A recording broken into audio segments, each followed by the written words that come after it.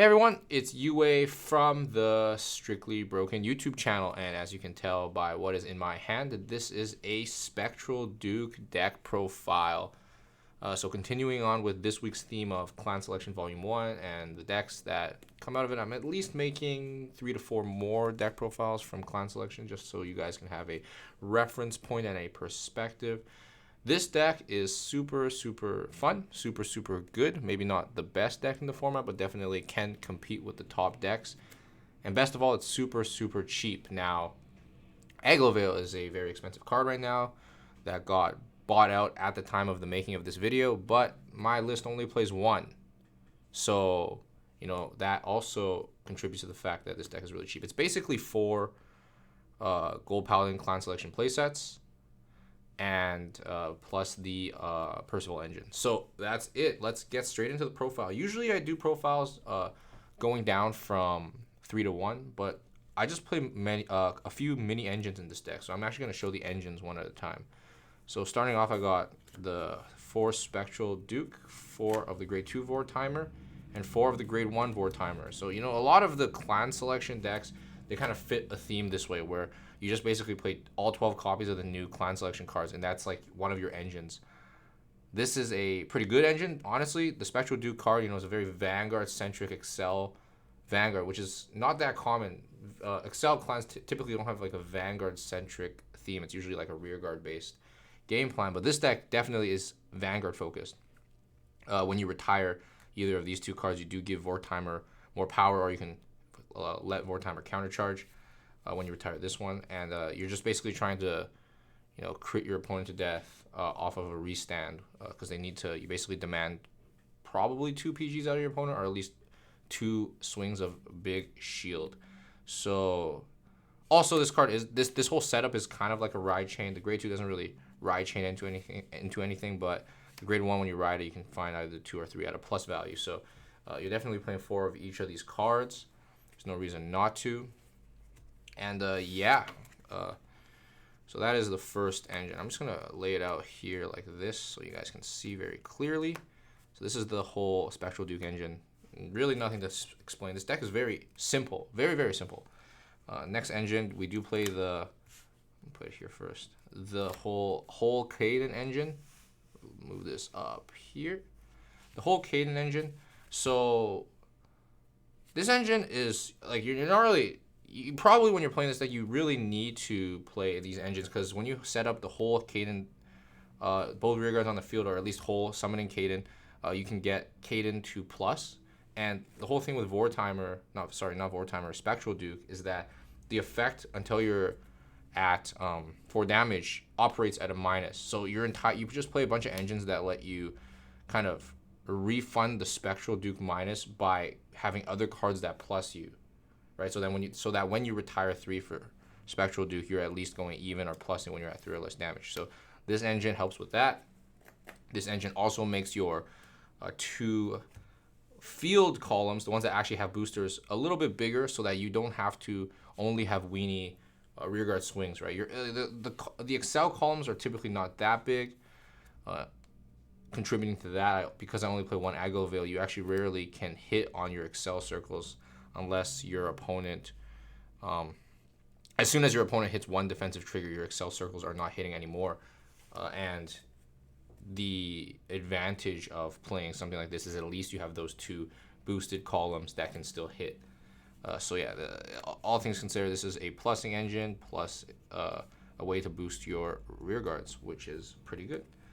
Next engine, I'm going to put it like this. Next engine is the 4 copies of Percival and then 1 Aglovale. Now, let me explain this theory.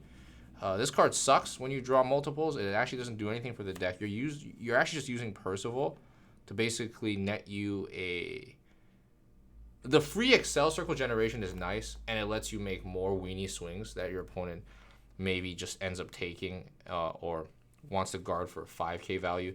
But the main thing here is that when you actually resolve the Percival engine, it resolves at a plus, right? Because you counterblast 1, discard a card.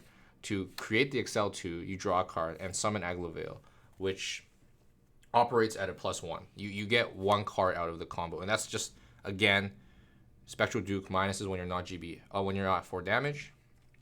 So you just have to play cards like this. And the one Aglovale does swing in the Excel circle at a column that hits past one defensive trigger, so that's actually not bad. The reason I don't want to draw multiples is it's just that I play the engine to enable Spectral Duke, and having multiples of these just doesn't really do anything. It's a 5k shield, keep in mind, so I don't really care for having more. And you'll obviously ask, if it goes to damage, then what do you do? Then my priority is just not using Percival. Again, Percival is just a card that in this deck is a +1 engine, and if this card does go to damage, you just use different +1 engines. The thing is, also, like, you really don't. Throughout a game plan, you'll usually also end up getting a heal, so Percival will become live later, even if Aglovale goes to damage. Like, you'll at least expect to get one heal eventually. So, just for a 5-card slot investment to have an engine that is, a solid 80-90% of the time a +1 is perfectly fine. So yeah, that's that engine. Guess I'll put it like this. Then I got, these are not really engines, these are just good cards. 4 copies of this grade 3 dragon card. So this card, Soul Blast 1, call the top card, is a plus that doesn't cost CB, which is fantastic. It just lets you, anything that pluses is what you're looking for, because you don't really care what you're sacking off Spectral Duke. You just want cards to sack efficiently. This card does that for you. It's also a repeatable effect. Like, if it survives a cross turn, you can do it again. This deck has actually an overabundance of Soul, because all the Spectral Duke sacking rearguards, the Vor Timers, can all go to Soul after they get sacked. So you have like such a big abundance of Soul that you want to use cards like this, that Soul Blast 1/1 is basically free in the deck. And then finally, 4 copies of Din Drain. So Din Drain is pretty bricky when you draw it, but you can't actually be that much more bricky because it's a grade 1, right? It's at least cashing in for 10k shield value versus Aglovale, which is just sitting in your hand 5k shield if you draw it. So I'd rather just max out on Din Drains. It lets me also refund my CB when I want to use card effects like Kaden, which is really, really nice. Also, when you do the whole Vor Timer right into Spectral Duke and you have to call, check top 5, call 2. If you see 2 copies of Din Drain, you're like, actually that's absolutely just incredible. That's why I want to max out on it, right? Because you want to have as many copies of Din Drain to maximize your chances of those kind of plays. And like stuff like Aglovale can't do anything. Aglovale just sucks. Aglovale is just absolutely a brick. But Din Drain is like super, super live when you call it off Vor Timer and Kaden. And this dragon, but this dragon's kind of more of a sack because you don't get to look at top 3. So yeah, I highly recommend actually playing 1 Aglovale. I actually think it's correct.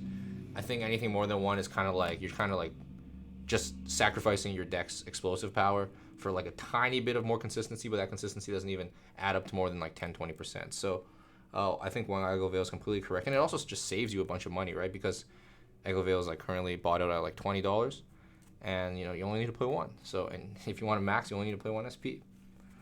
So yeah, that's my whole deck. You have this engine, this whole engine, which is mandatory, this engine, and these auxiliary cards that are just really, really good and use Soul, right? Typically you'll have more Soul than you're able to use, and I hate decks that get a bunch of Soul but can't use it. This deck, you have ways to actually use your Soul even though you're getting a bunch, so it feels like you're maximizing on your resource value, which is really, really nice. And then onto triggers, it's 8 crit, 4 heal, 4 PGs starter. So it's always 8 crit for me. I don't think draws are worth playing. I don't think front's worth playing in this deck because you just want to trigger crit off your first Spectral Duke's swing so that you can have another crit on top of the crit it already has just for guaranteed kills when your opponent's out of PGs and doesn't have a lot of guard. The real argument here is about these PGs. Draw PGs being very bad in a deck like this, that once it hits the 3rd grade 3 turn, it actually decks out. Like, typically, by 3rd grade 3 turn, I will have no more cards every time I play this deck. Because, you're resolving Percival every turn, hopefully. You're resolving, so like Din Drain, stuff like Kaden, stuff like this dragon, they all peel off the top. So you'll actually run out of cards. All your resources are coming from your deck. And so you'll lose cards really, really quick. And the problem with that is when you have like 10 cards left in deck, if you have draw PG still and you have to make a combo turn and call a full field, it's really, really scary with Spectral Duke because if you trigger a draw, you just lose the game. I ultimately decided that was okay though, because when you use stuff like Hayden, you can actually call the draws, and that actually solves the problem a lot of the time, that you can actually call draws with your cadence. This is kind of sacky to call the draw, but it can technically work.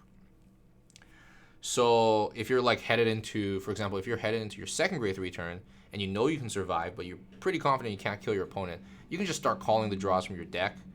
Like this is assuming you have a hand that's already pretty healthy that you know you can guard with. You can just call the draws and stuff to sack for your Spectral Duke and not feel worried that by the third grade 3 turn when you go for that final push, you're going to trigger a draw trigger.